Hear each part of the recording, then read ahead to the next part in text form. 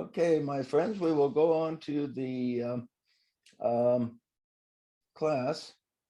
We're talking about the book of Revelations and refresh. How do you pronounce your name again? Is it Marissa or Marisa? Marisa.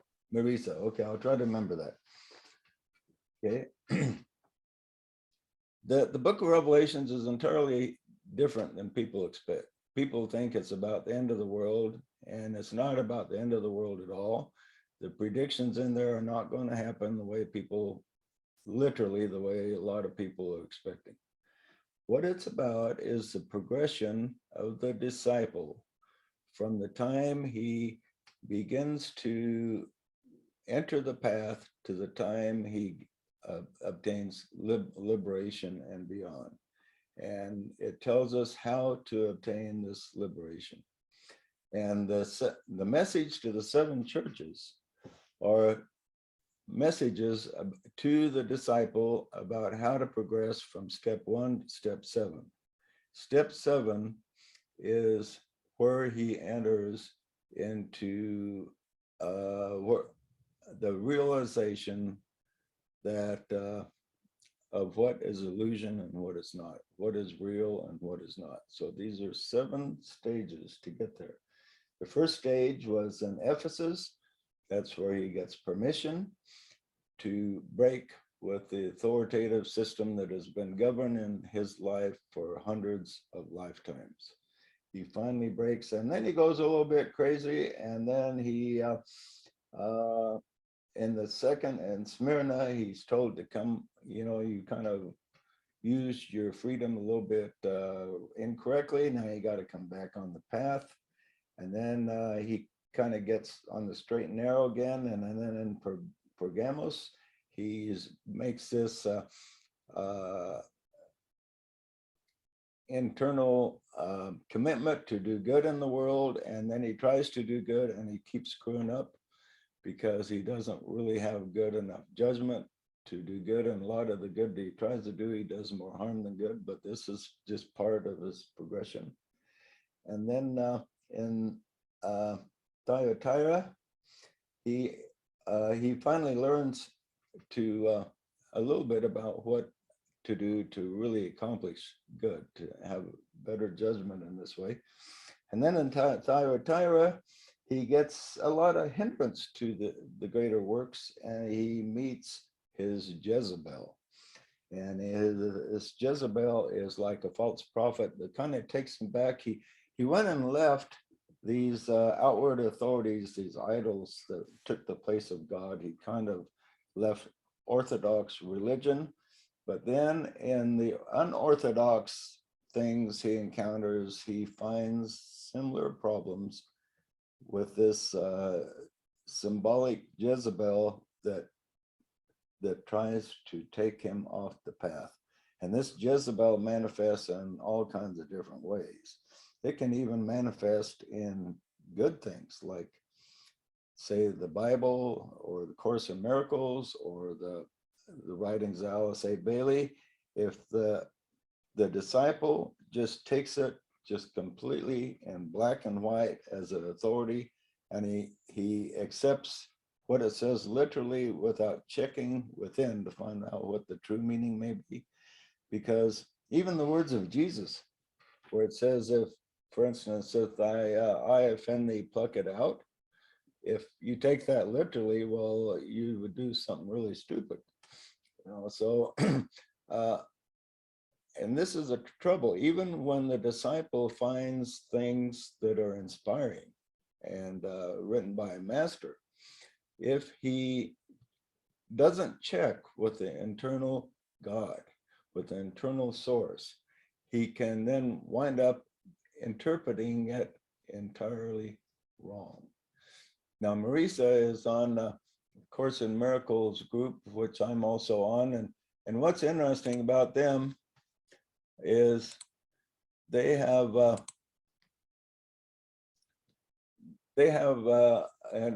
nice inspired work they work with, but they're arguing all the time about what all kinds of things mean. And this same thing with the ancient wisdom. when people are, have you noticed that, Marisa, on the Course in Miracle Science, that they argue with each other a lot about what different things mean? Yes, they do. And it's funny because according to the Course in Miracles, I mean, it's just, the dream. So everybody sees it from a different perspective. So it's funny to see them Yeah, argue. and it says if you have the Holy Spirit, the two will agree as one. So Yeah. it means that somebody's lacking that somewhere. Yeah. There's some discernment Either one or needed. both of them are when they're having an argument, right? Yeah. So now the same thing with uh, the groups that follow Alice A. Bailey, which we highly respect here also. They have the same problem. They're arguing about what the Bailey writings mean, even though the Bailey writings are very inspired, in my opinion. And the same thing with the Christian groups. They look at the words of Jesus, the very, very high words, very simple. You'd think they'd be easy to understand, but there's over 1,000 different several thousand Christian religions with different interpretations about what they mean. So, so Jezebel not only represents a false prophet, which there are plenty out there. There's all kinds of New Age gurus out there that teach some weird stuff. Some of them really far out, like the Branch Davidians and Jim Jones, and made people drink Kool-Aid. I mean, you got some really crazy ones. And then you got some not so crazy, but still teaching weird stuff that's quite far away from the truth. And then you have others that are teaching very close to the truth. But in all of them, it doesn't matter which one you're in, the disciple has to check with the inner core, with the Christ within, to verify whether or not it's true. And the disadvantage with language is when you take pure spiritual principles and put them into language, even they cannot be understood completely without checking with the Christ within. Because two people can read the same statement that is true and come up with different opinions as to what it means or how it's supposed to be applied. But if they both will check with the inner voice, then they will both come up with the same basic interpretation, the same principle anyway. They might express it a little bit different because that's the trouble with language is not perfect. But if they check with the inner Christ, they'll get the same idea from the same sentence. And so this was the basic message was that the Jezebel, the false prophet, represents a kind of a return to the power of the beast, the outward authority that tries to take the place of God. Getting rid of that completely is very difficult for people. On the first stage in Ephesus, the disciple made a great step, but then in Thyatira, he thinks he's free, but then he keeps encountering these people and that try to take him back to relying upon outer voices rather than the inner voice. And what's really deceptive about this, say you've left religion and you found some writings that you think are very inspired, written by a master, and you think they're very good, and they are very good. If you begin to make an idol of these where they represent the voice of God rather than what's within you, you will not interpret them correctly. And you'll wind up back kind of as you were before, and you have to kind of backtrack and come back to relying on your inner core. So that's where we are here. And one of the things it says here,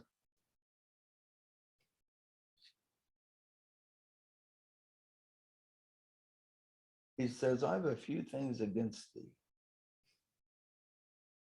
Inaction that allows a wrong as is a bad action that causes one.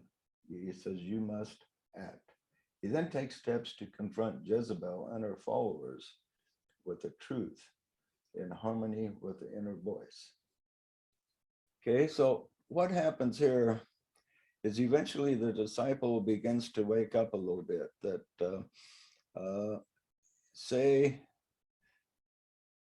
he joins a study class around an inspired writing. Okay, and we have a teacher who's telling us, you know, here's what the writing really means. I'm going to tell you what it's really saying. Okay, so we start listening to him instead of the inner voice. And then eventually the disciple gets back to the inner voice, and he begins to finally speak up to these teachers and saying, well, wait, you're saying this, but my inner voice is telling me that this is what is true. And so he confronts these teachers that are trying to take the place of the inner voice. And when he does this, they usually become quite upset. Now, two great examples of two great teachers that did this. One was Elijah. He confronted the teachers of his day, and he finally come up with a test. He says, well, let's see which one of us really represents the true God. So he had him create two, put together a bunch of fuel, wood, I think it was a bunch of wood and stuff, and said, now let's see which God can bring down fire from heaven to light up this this fire here. And so they decided to take him on, the false priest did, and they did all kinds of dances and wantrams and all kinds of things, and they couldn't get the stuff to light on fire. And so Elijah says, well, you know, just to show you, make a good demonstration, he had them pour a bunch of water on the stuff. And then he called upon his God, and fire come down and it consumed it. So he gave a pretty, one of the most powerful demonstrations that he was representing the true God, for these other guys weren't. The other really good demonstration was Jesus himself. And instead of calling down fire from heaven, which was interesting that one time they were rejected, Jesus and the disciples were rejected by a certain town, and the disciples said to him, why don't we be like Elijah? We'll call down fire from heaven, we'll just consume these people that rejected us, because, you know, they're really bad people. And Jesus said to him, you know not what manner of spirit which you are. The Son of Man came not to destroy, but to save. So even though Jesus had this really good attitude of being loving and everything, when people challenged him, he fought back. He gave them very powerful reasoning. And one argument he had with his enemies, it said his reasoning was so powerful, he says that they didn't dare ask him any question from that moment on, because his answers were so enlightening and put them so much to shame that they started avoiding him and decided, we can't beat this guy in argument, so we'll just have to put him to death to get rid of him. So anyway, that's interesting statement about, interesting example of confronting the Jezebels, the teachers that try to get you to rely on the outer God rather than the inner God. Okay, the next statement in concerning this portion of the path, he says, and I gave her space to repent of her fornication, and she repented not.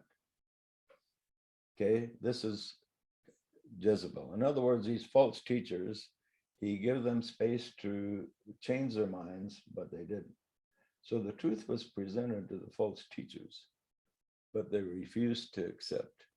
And this is what happened when Christ was here. He presented the truth very powerfully.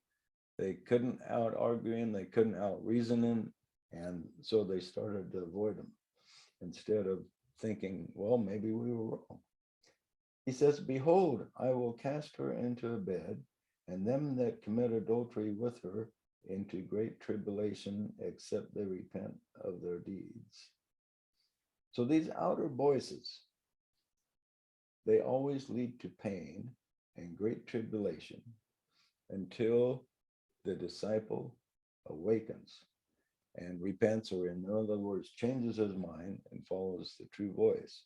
So these outer voices always lead to pain and disturbance, and the inner voice leads to peace. He says, and I will kill her children with death, and all the churches shall know that I am he which searches the reins and the hearts, and I will give unto every one of you according to your works.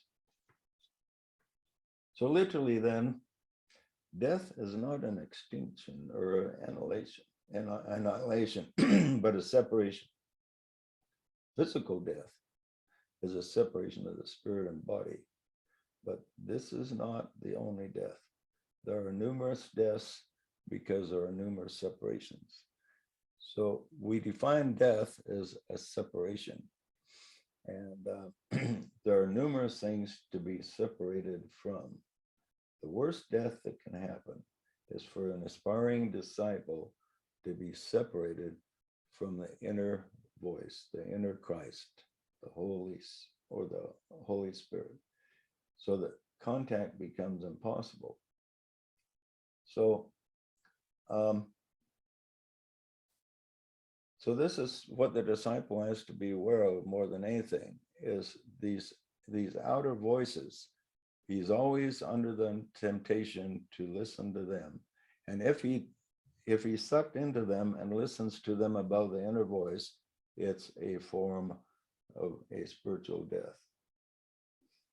Now, outer focus separates us from the true God.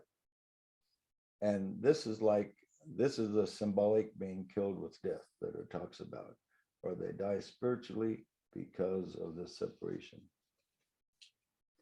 Then he says, all the churches shall know that I am he which searches the reins and hearts. Many fellow seekers, that is the churches, will be curious about Jezebel and her followers, but in the end they will see that they are dead to hearing the inner voice, and will find no peace or happiness, but great despair until they come back to that inner voice. They will be an example of what not to do.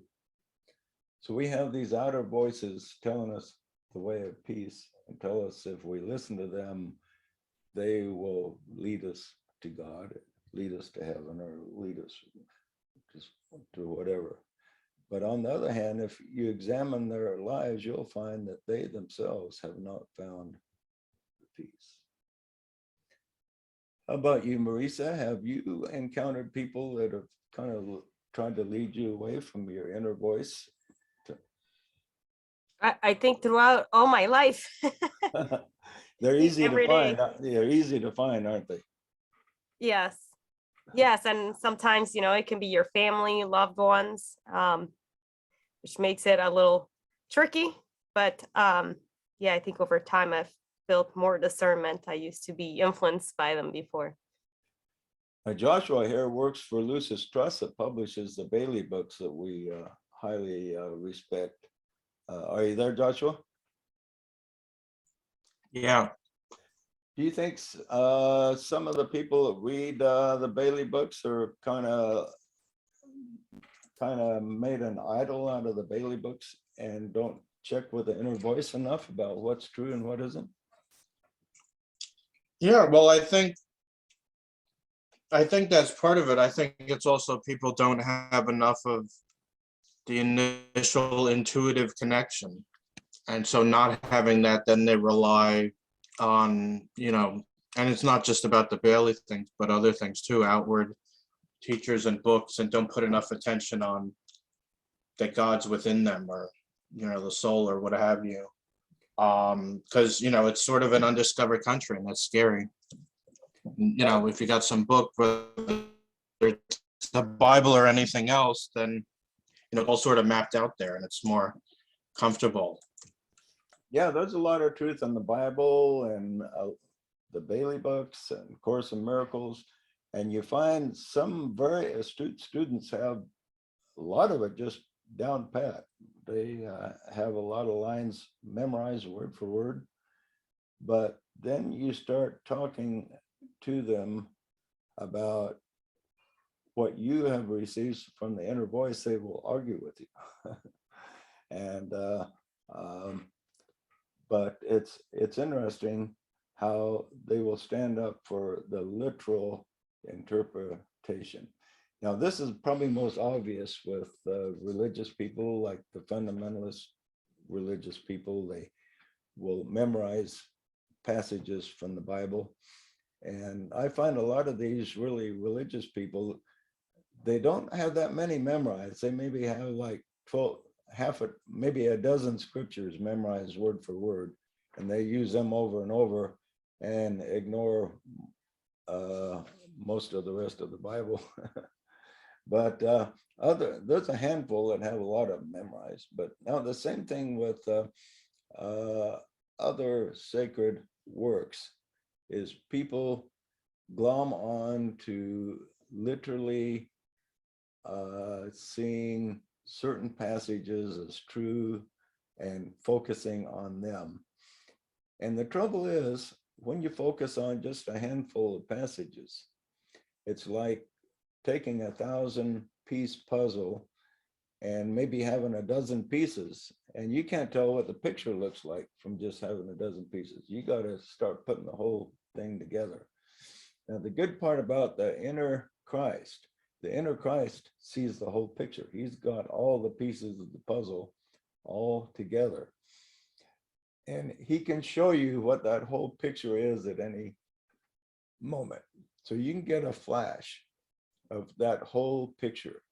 Whereas the person disconnected from the inner voice, he doesn't see that whole picture. All he's got is maybe a couple dozen pieces of the puzzle, and maybe 2 or 3 of them fit together and the rest of them aren't. And he comes up with an interpretation that maybe is far off the mark, but the pieces are accurate.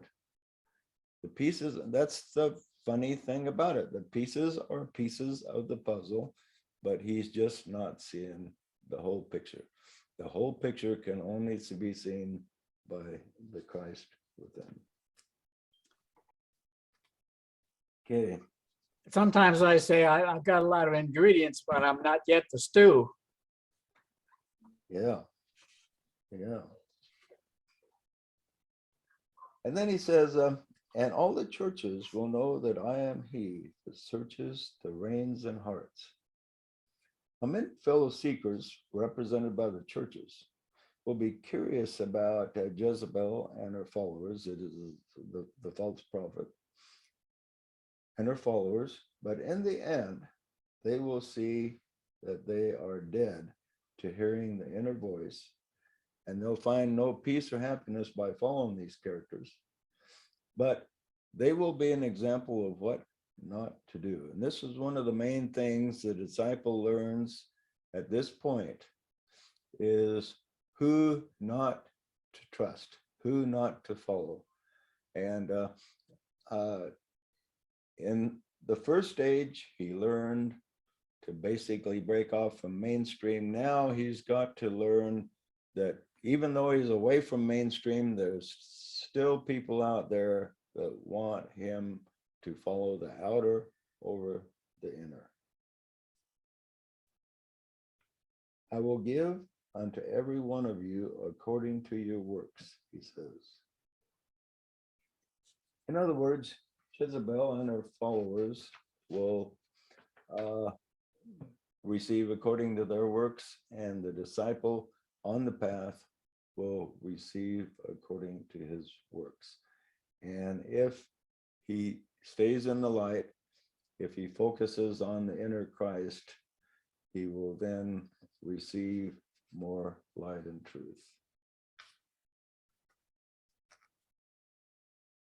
Then the next part of the verse says, passage says, and I say unto you, and unto the rest of Thyatira, and as many as have not this doctrine, which have not known the depths of Satan, as they speak, I will put upon you no other burden. So in other words, the people in this stage, he says, there are people that have known the depths of Satan, and then others that weren't so sucked in. So in other words, there were a number of people at this stage that kind of reverted back to relying on the outer gods instead of the inner. And he says there are others that, and he calls this the depths of Satan. And Satan means adversary. So this is these people that try to assume the voice of God for you, even though they have good intentions, are adversarial to the real truth. And so he addresses those who have not made this mistake. And he says, I'll put upon for the burden.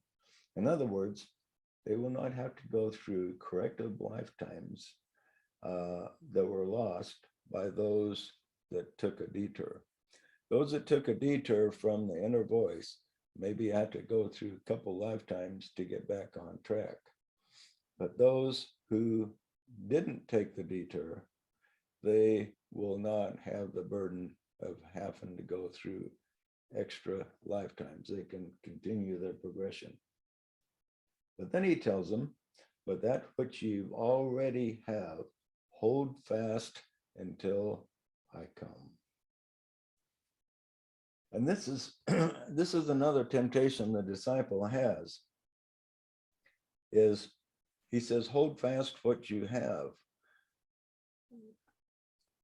During the hundreds of lifetimes that we've progressed, we've gone through every religion possible, and we've got a lot of things that we have learned.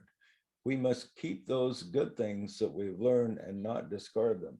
And this is a temptation that we have. We think as we enter a path of like a new birth, the temptation is to disregard everything, but hold fast that which is true, which you have learned in your past lifetimes. Even though you've been taken advantage of, you've given money to the wrong people, you've sacrificed your life to the wrong cause, you've learned discipline through all this, and keep this discipline which you have learned. That's particularly important. Okay, he that overcometh and keepeth my works unto the end, to him will I give power over the nations. Anybody got any idea what that means? Good to see you, Jeannie. I see she just joined with us. So power over the nations. What do you think about that?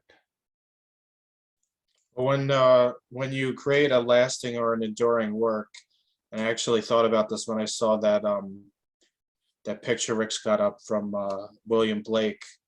Like, how many years ago did he make that picture of the Ancient of Days? But that gets, shared around. I don't know, maybe it was more popular at the time, but it's lasted, and it's had a meaningful impact on cultures and then nations after that. Right. And an interesting thing about the lights in the past history is every time a great disciple comes forward and teaches, pretty soon his teaching is corrupted. The true disciples trying to defend the true teaching get persecuted, and they get stomped underfoot by the beast, so to speak. But here we're told this is not going to last forever. He that overcometh keepeth my works to the end, I will give power over the nation. That's not speaking of one individual so much as the cumulative lights on the earth. Eventually, they will have power to be in positions of leadership. So eventually we will have the leadership of enlightened, rather than a leadership of people just seeking their own selfish ends, which I think most of us will feel that that's kind of the way it is now. What do you think, Curtis? Most leaders you see, are they unselfish or selfish? What do you think? Well, they're very self-motivated, that's for sure. Yeah. I don't think there are very many altruistic leaders out there that really are operating for the good of the cause. Yeah, they're happy to spend other people's money to try to buy political favors for themselves. They don't spend their own money. That's how you can tell if a person's altruistic. yeah. It's for easy sure. to spend someone else's money, but to spend your own, that's the challenge. Yeah, and to sacrifice your own labor and money and time. Those people that do that, they're the true servants. But eventually we will have leaders that are in the leadership position to serve and to help humanity as the main goal. Now, there's a handful out there now, but there's certainly not enough of them. And eventually, when the new ages come in, the majority of people in the leadership positions will eventually be true servants. And that'll be great. One thing I found interesting about, I'm reading, yeah, Curtis. well, I was just going to say, I'm reading in the Smithsonian about in the Yellowstone area of cultures, Indian cultures gone by, and they were very group oriented because they didn't have money. They didn't have riches like we have today. There was nothing that separated one person from another. And so they all worked together to, well, A, for survival, and you know, B, for happiness. And so but the main thrust of it was that they weren't after anything that separated one person from another. These Another Indian, interesting thing I just read the other day was that the Indians pretty much were very truthful with each other. And when the white man came, they believed everything they said at first because they thought it was unnatural to lie. But then when the white man began to lie to them, they began to really wake up, because and it alarmed them that such lying could take place. And that's something that's probably we ought to learn to get back to again, to be totally honest with each other. well, that's what this article said, that the tribes, different tribes, were very peaceful with each other, and they would gather together and have huge powwows and gatherings and share wampum and ideas or whatever, but they were all there. There was no sign of any kind of warring between the different tribes. Well, there was a lot of warring between some of the tribes, but yeah, Not these are the ones at Yellowstone, gathered at Oh, yeah? Yellowstone. yeah, some of them were very peaceful, but they were very peaceful, at least within their own tribe. but some of the tribes had wars with each other, and especially in Central America, they really, they had human sacrifice and a lot of problems of their own. But yeah, I was impressed by the fact that one of the things that they did seem to have in common was that they believed in their word was good. That's kind of I don't know if all the tribes are that way, but some of the tribes were anyway. And, okay, any more comment on that?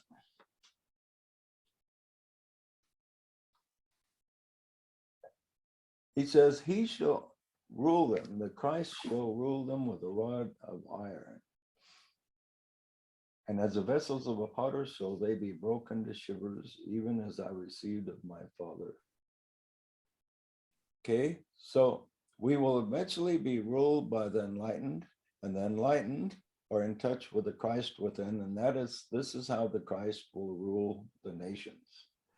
And the rod of iron is symbolic of what? The truth. Truth. Good, Curtis. Truth, yeah. There's nothing more powerful than the truth. The truth has power to, as vessels of a potter shall they be broken to shivers. So the truth is so powerful, it can take things that are not truth and just destroy them and make them as if they never were. And sometimes it takes a while, though. People here know certain things that are true that just aren't out there in the public mainstream yet, but it's just a matter of time. And from the prospect of the eternal world, there's no such thing as time. So from the eternal perspective, truth has power to just destroy anything that's not truth. But from our perspective, where we're in time, we got to let some time pass, unfortunately. And then he says, to him that overcometh, he says, I will give him the morning star. Anybody know what the morning star is? Well, when all the morning stars sang together, the morning stars were the co-creators of the universe.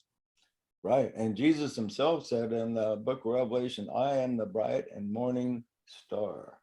So we'll be like Jesus, Yeah, and what's interesting is the morning star is associated with Lucifer. And what does Lucifer mean? Morning star. It was Light the bringer of light bringer, yeah, the Right. light bringer, right. So in the beginning, even though Lucifer is symbolic of a fallen angel, there were many morning stars. There wasn't just one Lucifer, there was a bunch of Lucifers. But one in particular was said to have fallen from his station. But others did not. And one of these was Jesus himself, says he was a morning star. And so you're right in quoting Job there, that in the beginning of creation, the morning stars sang together when the foundations of the earth. Yeah, where were you when the foundations of the world were laid? Something like that. Right, when the morning stars sang together. Right. And Well, eventually we'll all sing a new song, maybe just this group, to dispel a lot of planetary illusion. We together collectively, there may be only 25 or 30 of us, but we could have a real strong voice to dispel a lot of the illusions of the world when the time is right. Yeah, here's that quote from the book of Job. Where was thou when I laid the foundations of the earth? Declare if thou hast understanding. Who hath laid the measures thereof?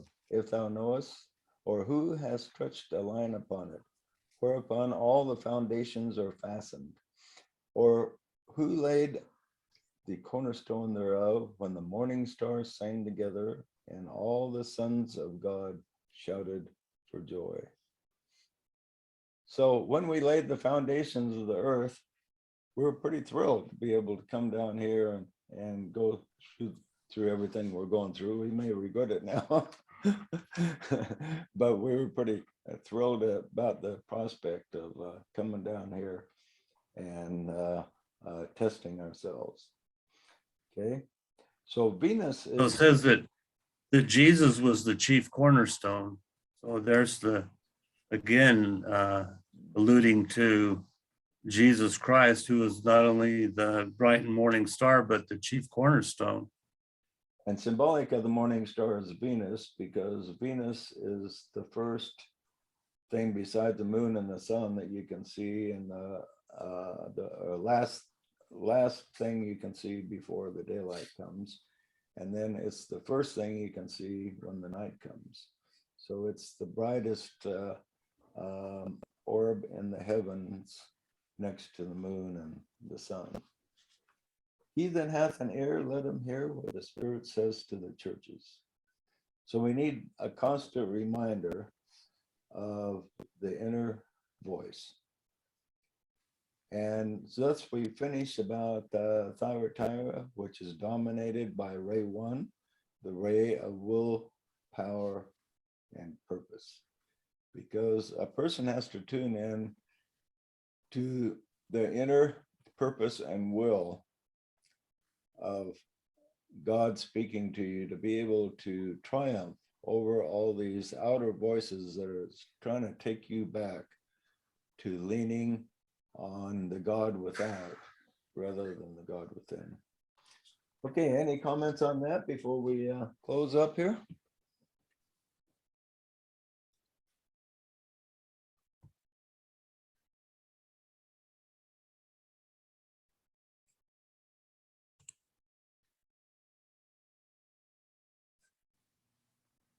So how about you guys? Are you guys all ready to focus on listening to the inner self rather than the outer?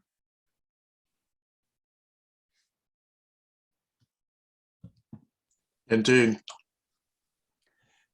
Okay, here's what I want you to do this next week. Think of the outer voices that are trying to substitute for God to get you to listen to them rather than the God within.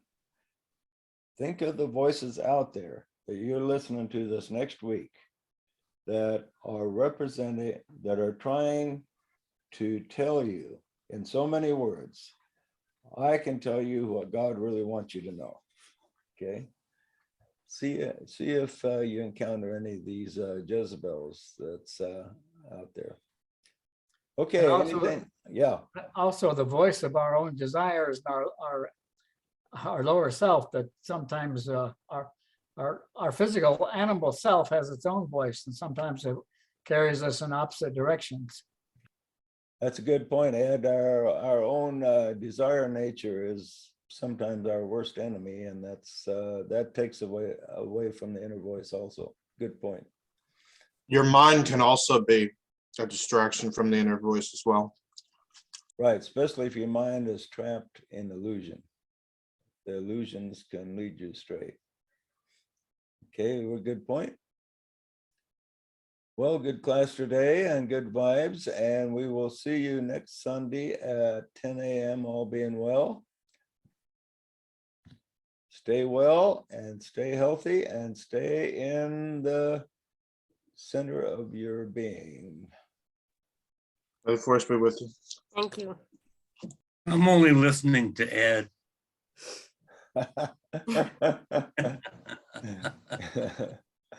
Yeah.